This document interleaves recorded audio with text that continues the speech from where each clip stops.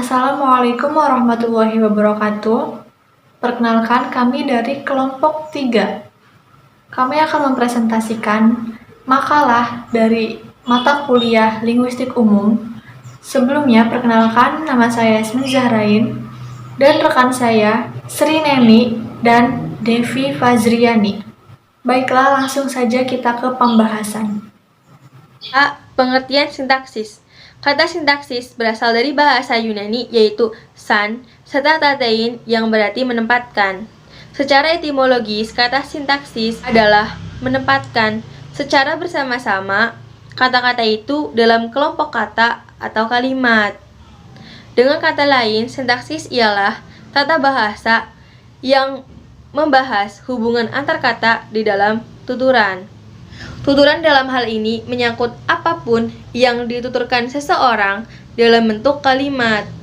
Menurut Ramlan 1981, sintaksis itu bagian atau cabang dari ilmu bahasa yang membicarakan seluk-beluk dari wacana, kalimat, klausa, dan frasa. Berikut ini beberapa pengertian sintaksis menurut para ahli. Yang pertama, Abdul Khair. Sintaksis adalah salah satu tatanan linguistik umum yang membicarakan kata dalam hubungannya dengan kata lain atau unsur lain sebagai bentuk ujaran. 2. Menurut Krida Laksana, sintaksis itu a. Suatu pengaturan atau hubungan antara kata dengan kata atau dengan satuan-satuan yang lebih besar atau antara satuan-satuan yang lebih besar itu di dalam bahasa. B. Subsistem yang mencakup hal tersebut sering dianggap bagian dari gramatika, bagian lain adalah morfologi. C. Cabang linguistik yang mempelajari hal tersebut. B. Struktur sintaksis. Secara umum, struktur sintaksis tersusun dari subjek, predikat, objek, dan keterangan yang berkenaan langsung dengan fungsi sintaksis. Nomina, verba, adjektiva, dan numeralia berkenaan dengan kategori sintaksis, sedangkan untuk pelaku, penderita, serta penerima berkenaan dengan peran sintaksis. Satuan sintaksis. Yang pertama, kata. Kata adalah satuan terkecil dalam sintaksis yang berperan sebagai pengisi fungsi sintaksis, penanda kategori sintaksis, dan penyatuan satuan atau bagian dari satuan sintaksis. Kata dibedakan menjadi dua, yaitu kata tugas dan kata penuh. Kata tugas yaitu kata yang secara leksikal tidak memiliki makna, tidak mengalami proses morfologi, merupakan kelas tertutup, dan di dalam penuturannya tidak bisa berdiri sendiri. Contohnya, dan, meskipun. Yang kedua, kata penuh. Kata penuh yaitu kata yang secara leksikal memiliki makna, memiliki kemungkinan untuk mengalami proses morfologi, merupakan kelas terbuka, dan bisa berdiri sendiri sebagai aturan tuturan. Contohnya adalah kata-kata yang termasuk kategori nomina, verba, adjektiva, adverbial, dan numeralia. Yang kedua, frase. Frase adalah satuan gramatikal berupa gabungan kata yang bersifat non-predikatif atau gabungan kata yang salah satu fungsi sintaksis dalam kalimat. Ada beberapa jenis frase, yaitu frase endosentrik dan frase eksosentrik. Frase endosentrik yaitu frase yang salah satu unsur atau komponennya memiliki perilaku sintaksis yang sama dengan keseluruhannya. Selanjutnya, frase eksosentrik yaitu frase yang komponennya tidak memiliki perilaku sintaksis yang sama dengan keseluruhannya. Frase eksosentrik terbagi menjadi dua, yaitu pertama, frase eksosentrik yang direjektif atau frase proporsional, yaitu frase yang komponen pertamanya berupa preposisi dan komponen keduanya berupa preposisi atau kelompok kata, biasanya nomina.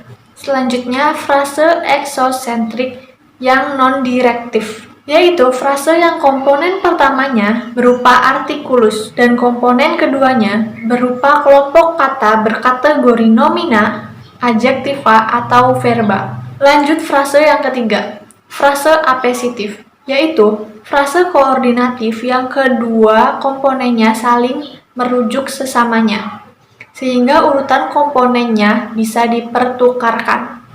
Yang keempat, frase koordinatif, yaitu frase yang komponen pembentuknya terdiri dari dua komponen atau lebih yang sama dan sederajat, dan secara potensial bisa dihubungkan oleh konjungsi koordinatif, baik tunggal maupun terbagi.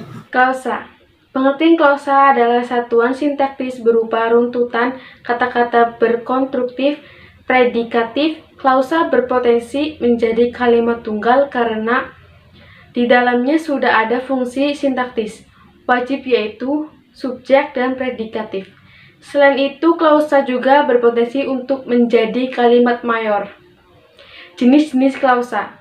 Berdasarkan strukturnya, klausa dikelompokkan menjadi dua, yaitu klausa bebas dan klausa terikat.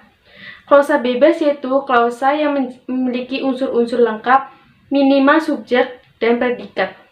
Klausa terikat yaitu klausa yang memiliki struktur yang tidak lengkap unsur yang ada di dalamnya.